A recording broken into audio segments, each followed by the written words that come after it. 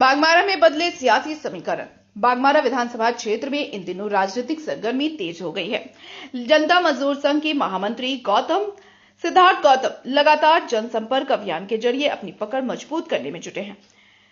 बागमारा क्षेत्र के लोपिट्टी और कसियाटांड में सिद्धार्थ गौतम के दौरे ने स्थानीय राजनीति में नई हलचल पैदा कर दी है। इन इलाकों में उन्हें व्यापक जन समर्थन मिला। खासकर तेली समाज के बीच उनकी सक्रियता चर्चा का विषय बनी हुई है। इस दौरान कई ऐसे समर्थक जो अब तक सांसद ढुल्लू महतो और विधायक शत्रुघ्न महतो की करीबी माने जाते थे, उन्होंने खुलकर सिद्धार्थ गौतम का समर्थन किया।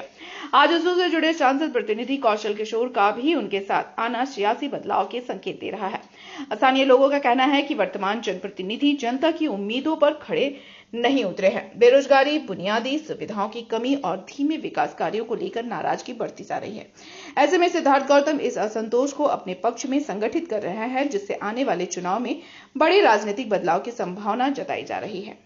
हम लोग कोशिश कर रहे हैं कि जिले में सभी डीडीओस को ओरिएंट करने का, और राज्य सरकार द्वारा माननीय मुख्य सचिव महोदय द्वारा और फाइनेंस सेक्रेटरी सर के द्वारा हम लोगों को ओरिएंट किया गया अभी डीसी के माध्यम से कल ही, कि कैसे जो है किसी भी तरह का भुगतान गलत ट्रेजरी से या पीएफएमएस से ना हो। तो हम लोग चाह रहे थे कि सभी डीडीओस का, क्योंकि हम भी जानते हैं, आप भी जानते हैं, सालों तक हम लोग काम करते रहते हैं सभी कर्मी लोग, और प्रशिक्षण के नाम पे लगभग कुछ भी नहीं होता है, ओरिएंटेशन भी बहुत कम ही होता है।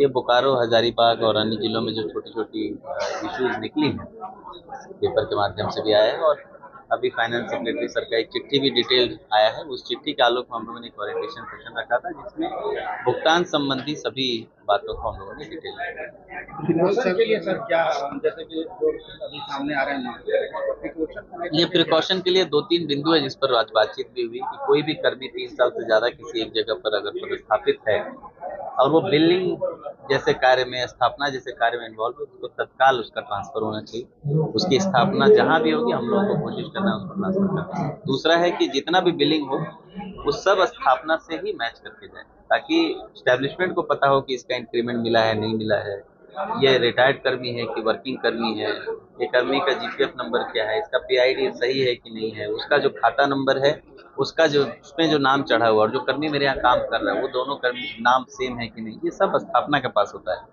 और अकाउंट्स के पास बस बिल पेमेंट का होता है। ये दोनों आपस में जब तक बातचीत नहीं करेंगे स्मूथली, तब तक ये समस्या जो है हमेशा बनी रहेगी। बल्क जो एम्प्लॉई है उसके डेट ऑफ बर्थ को भी बताया। अभी हम लोग उसको फ्रीज करने की कोशिश करेंगे।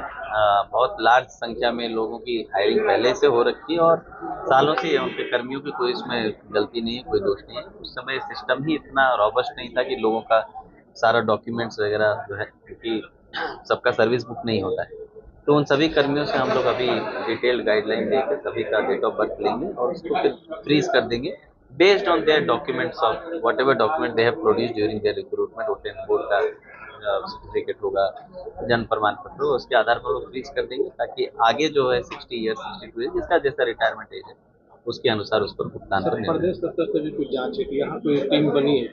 नहीं, अभी तक तो ऐसे कोई जांच लेके नहीं है। हम लोग ओरिएंटेशन आज किए, उसके बाद सभी को डीडीओस को कहा गया कि अपने अपने ऑफिस का सेल्फ इंस्पेक्शन बोलिए या सेल्फ जो कंट्रोल बोलिए, ये सब कर लें, और उसमें कोई कमी रहती है, कोई सहयोग चाहिए होगा जिला स्तर से, तो वो हम लोग बोलेंगे, हम लोग उसके लिए आगे रहेंगे। पर आजकल ये जो ट्रेजरी घोटाला है उसको लेकर यहाँ पर क्या कोई एसआईटी टीम बनाई गई है बनाने को? नहीं, अभी तो ऐसा कोई स्टेट से भी डायरेक्शन हम लोगों ने, लेकिन सेल्फ चेकिंग के लिए हम लोगों ने लगातार अभी लेट इवनिंग तक ट्रेजरी ऑफिस में लोग चेक कर रहे हैं।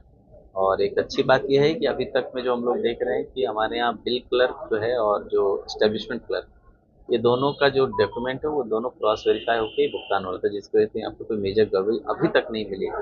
साथ ही साथ लास्ट ईयर ही जुलाई अगस्त में हम लोगों ने पूरे डिस्ट्रिक्ट के सभी क्लर्क का, सभी मतलब सभी क्लर्क का ट्रांसफर पोस्टिंग एक साथ ही कर दिया था। तो वो जो भी 3 साल से ज़्यादा से थे वो सब अभी रिसेंटली चेंज हुए।